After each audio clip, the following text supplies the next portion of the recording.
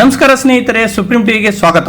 Instant ಜಮಾನ 2 ನಿಮಿಷದಲ್ಲಿ noodles ready ಅಂತ ಅವಸರಕ್ಕೆಂದೇ ತಯಾರಿಸುವ ಮ್ಯಾಗಿ, ಯಪ್ಪಿ ಹೀಗೆ ಹಲವಾರು ಕಂಪನಿಗಳು ಹುಟ್ಟಿ ಜನರ ಜೀವನ ಸರಳಗೊಳಿಸಿದ್ದಾವೆ. ಜೋಳದ ರೊಟ್ಟಿ, ರಾಗಿ ಮುದ್ದೆ ತಿಂದು ಗಟ್ಟಿಮುಟ್ಟಾಗಿ ಇರ್ರು ಅಂದರೆ ಇನ್ಸ್ಟೆಂಟ್ ಆಗಿ ಹಾಳು ಮೂಳು ತಿಂದು ಇನ್ಸ್ಟೆಂಟ್ ಆಗಿ ಮೇಲೆ ಹೋಗ್ತೀವಿ ಅನ್ನೋರಿಗೆ ಇಲ್ಲಿದೆ ಒಂದು ಶಾಕಿಂಗ್ ಸುದ್ದಿ. ಹೌದು ವೀಕ್ಷಕರೇ, ಗಂಗಾವತಿ ನಗರದ ಬಸ್ ಸ್ಟ್ಯಾಂಡ್ ಹತ್ತಿರವಿರುವ ರಿಲಯನ್ಸ್ ಸ್ಮಾರ್ಟ್ ಪಾಯಿಂಟ್ ಅಲ್ಲಿ ಇಂಥದೊಂದು ಘಟನೆ ನಡೆದಿದ್ದು, ಸುಮಾರು 10 ತಿಂಗಳ ಹಿಂದೆ ಅಂದರೆ ಜುಲೈ 2024ಕ್ಕೆ ಎಕ್ಸ್ಪೈರ್ ಆಗಿರುವ ಯಪ್ಪಿ ನೂಡಲ್ಸ್ ಮಾರಾಟ ಮಾಡುವ ಮುಖಾಂತರ ಜನರ ಜೀವನದ ಜೊತೆಗೆ ಚೆಲ್ಲಾಟ ಆಡುತ್ತಿದ್ದಾರೆ. ವಿನೋದ್ ಕುಮಾರ್ ಎನ್ನುವರು ಇಲ್ಲಿ ಯಪ್ಪಿ ನೂಡಲ್ಸ್ ಖರೀದಿಸಿ ಸೇವಿಸಿದರು. ಇದರ ಪರಿಣಾಮವಾಗಿ ತೀವ್ರ ಅಸ್ವಸ್ಥವಾಗಿ ಆಸ್ಪತ್ರೆಗೂ ಸೇರಿದರು. ಇವರ ಆಯುಷು ಗಟ್ಟಿ ಇತ್ತು ಏನೋ, ಅದಕ್ಕೆ ಬದುಕಿ ಬಂದರು. ರಿಲಯನ್ಸ್ ಮಾಲ್ಗೆ ಭೇಟಿ ಕೊಟ್ಟಿದ್ದೀರಿ ತಾವು?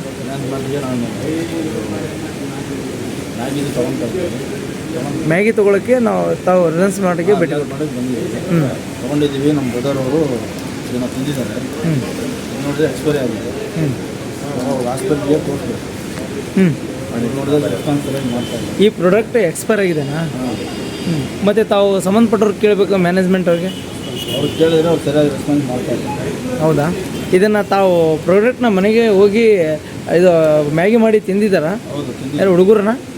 ನಮ್ಮ ಬ್ರದರ್ ತಿಂದಿದ್ದಾರಾ? ಫುಡ್ ಸೇಫ್ಟಿ ಡಿಪಾರ್ಟ್ಮೆಂಟ್ ಅವ್ರಿಗೆ, ಇಲಾಖೆಗೆ ಸಂಬಂಧಪಟ್ಟ ಇಲಾಖೆಗೆ ಭೇಟಿ ಕೊಡಿ, ಸಂಪರ್ಕಿಸಿದ್ರೆ. ಹೌದಾ? ಈಗ ಮುಂದೆ ತಾವೇನು ಮಾಡಬೇಕು? ತುಂಬ ಕಂಪ್ಲೇಂಟ್ ಹಾಂ, ಡಿಪಾರ್ಟ್ಮೆಂಟು ಸಂಬಂಧಪಟ್ಟ ಇಲಾಖೆ ಸಂಬಂಧ ಅಧಿಕಾರನೆಲ್ಲ ಕಳಿಸಿ ಮಾತಾಡ್ತೀವಿ. ಪ್ರಾಡಕ್ಟ್ ಡೇಟ್ ತೋರಿಸಿ ಸರ್. ಮುಂದೆ ತೋರಿಸ್ತಾರೆ.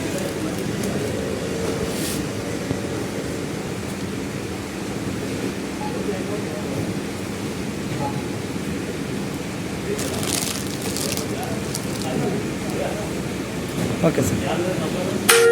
ಇದನ್ನೇ ಬಂದು ಮಾಲ್ದವರನ್ನು ಪ್ರಶ್ನಿಸಿದರೆ ಸಾರ್ವಜನಿಕರಿಗೆ ಹಾಗೂ ಸಂತ್ರಸ್ತರಿಗೆ ಮಾಲ್ನ ಸ್ಟೋರ್ ಮ್ಯಾನೇಜರ್ ದಬಾಯಿಸೋದ.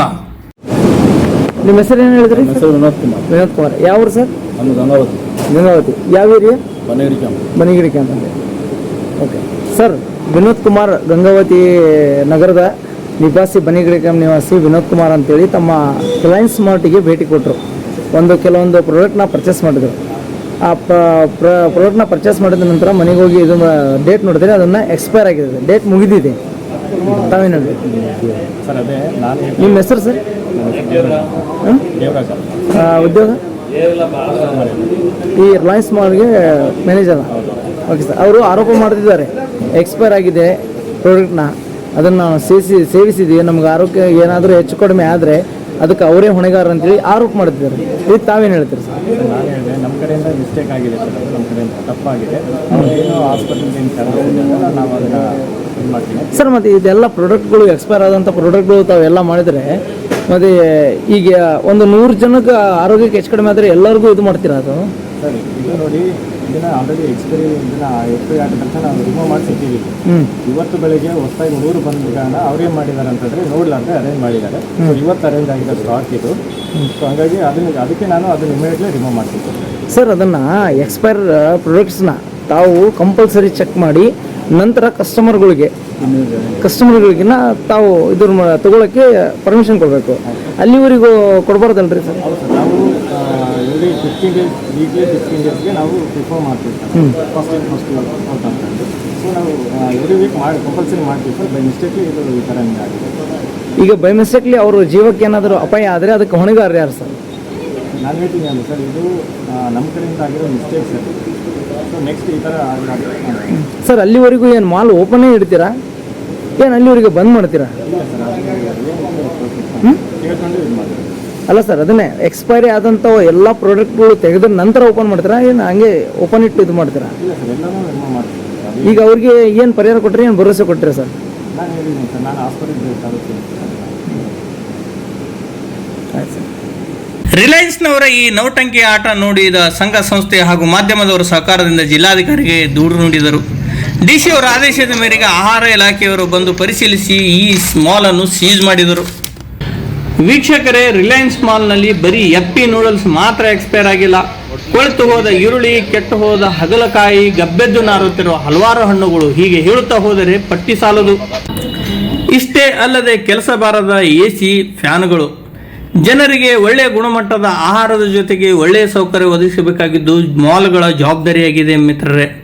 ಗಂಗಾವತಿಯ ರಿಲಯನ್ಸ್ ಸ್ಮಾರ್ಟ್ ಪಾಯಿಂಟ್ದವರು ನಿಯಮ ನಿಟ್ಟನೆಗಳು ಗಾಳಿಗೆ ತೂರಿ ದುಡ್ಡು ಮಾಡಲು ಜನರ ಜೀವನ ತೆಗೆಯಲು ಹಿಂದು ಮುಂದೆ ನೋಡುತ್ತಿಲ್ಲ. ಹೀಗೆ ದೊಡ್ಡ ದೊಡ್ಡ ಕಂಪನಿಗಳೇ ಜನರ ಜೀವನ ಜೊತೆ ಆಟವಾಡಿದರೆ ಹೇಗೆ? ಇಂಥ ಹೇಯ ಕೃತ್ಯ ಎಸಗಿರುವ ಮಾಲನ್ನು ಪರ್ಮನೆಂಟ್ ಆಗಿ ಮುಚ್ಚಬೇಕು ಎನ್ನುವುದೇ ಜನರ ಆಕ್ರೋಶವಾಗಿದೆ. ಇಲ್ಲಿ ತಪ್ಪು ಕಂಪನಿಯದು ಅಥವಾ ಕಂಪನಿ ಕೆಲಸಕ್ಕೆ ನೇಮಿಸಿಕೊಂಡಿರುವ ಸ್ಟೋರ್ ಮ್ಯಾನೇಜರ್ದು ಯಾರದೇ ಇರಲಿ, ಜನರ ಜೀವನ ಜೊತೆಗೆ ಆಟ ಆಡಿದ ಕಂಪನಿಯವರ ಸ್ಟೋರ್ ಮ್ಯಾನೇಜರ್ಗೆ ಪರ್ಮನೆಂಟ್ ಆಗಿ ಕೆಲಸದಿಂದ ಕಿತ್ತೊಗೆದು ಬ್ಲ್ಯಾಕ್ ಲಿಸ್ಟ್ಗೆ ಸೇರಿಸುವ ಮುಖಾಂತರ ಜೀವನದಲ್ಲಿ ಎಲ್ಲಿಯೂ ಕೆಲಸ ಸಿಗದ ಹಾಗೆ ನೋಡ್ಕೋಬೇಕು.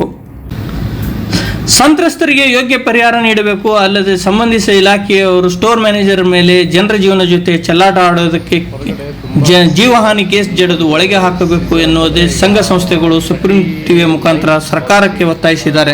ಜನರು ಜಾಗೃತರಾಗಬೇಕು. ಅಲ್ಲದೆ ಯಾವುದೇ ಮಾಲ್ಗಳಿಗೆ ಖರೀದಿಸಲು ಹೋದಾಗ ಗುಣಮಟ್ಟ ಹಾಗೂ ಯಾವಾಗ ತಯಾರಾಗಿದೆ, ಎಕ್ಸ್ಪೈರಿ ಯಾವಾಗ ಆಗುತ್ತೆ ಅನ್ನುವುದನ್ನು ಕೂಲಂಕುಷವಾಗಿ ಪರೀಕ್ಷಿಸಬೇಕು. ಗುಳ್ಳೆ ನರಿಯಂತಿರುವ ಸೇಲ್ಸ್ ಮ್ಯಾನ್ಗಳು ನಂಬಿ ಕಣ್ಣು ಮುಚ್ಚಿ ಮನೆಗೆ ತರಬಾರದು. ಗ್ರಾಹಕರೇ ಎಚ್ಚರ, ಇಲ್ಲಿ ಹೆಚ್ಚಿನ ಕಮಿಷನ್ ಆಶೆಗಾಗಿ ಎಕ್ಸ್ಪೈರಿ ಆಗಿರುವ ವಸ್ತುಗಳನ್ನು ಮಾರುತ್ತಾ ಇರ್ತಾರೆ. ವೀಕ್ಷಕರೇ, ನೀವು ಇದ್ದರೆಷ್ಟೋ ಸತ್ತರೆಷ್ಟೋ ಎನ್ನುವುದು ಈ ಸ್ಟೋರ್ ಮ್ಯಾನ್ಗಳಿಗೆ ನಿಮ್ಮ ಜೀವದ ಬೆಲೆ ಏನು ಗೊತ್ತು.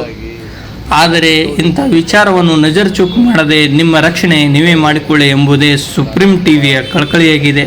ಇಂಥ ಎಕ್ಸ್ಪೈರ್ ಆಗಿರುವ ವಸ್ತು ಅಥವಾ ಪದಾರ್ಥ ಕಂಡರೆ ಹತ್ತಿರದ ಸಂಬಂಧಪಟ್ಟ ಇಲಾಖೆಗೆ ದೂರು ನೀಡಿ. ನಿಮಗೆ ಅದು ಗೊತ್ತು ಆಗದೇ ಇದ್ದಲ್ಲಿ 112ಗೆ ಕರೆ ಮಾಡುವ ಮುಖಾಂತರ ಪೊಲೀಸರಿಗೆ ದೂರು ನೀಡಿ. ಅಥವಾ ಸಮಾಜಕ್ಕೆಂದೇ ಶ್ರಮಿಸುತ್ತಿರುವ ಸಂಘ ಸಂಸ್ಥೆ ಅಥವಾ ಮಾಧ್ಯಮದವರು ಸಹಾಯ ಪಡೆಯಬಹುದು ಎಂದು ನಿಮ್ಮ ಜೀವಕ್ಕೆ ನೀವೇ ಜವಾಬ್ದಾರರು. ವರದಿ ಗಂಗಾವತಿಯಿಂದ ರಾಮಕೃಷ್ಣ ಸಿಡಿ. ನೋಡ್ತಾ ಇರಿ ಸ್ವಚ್ಛ ಸಮಾಜಕ್ಕಾಗಿ ಸುಪ್ರೀಂ ಟಿವಿ.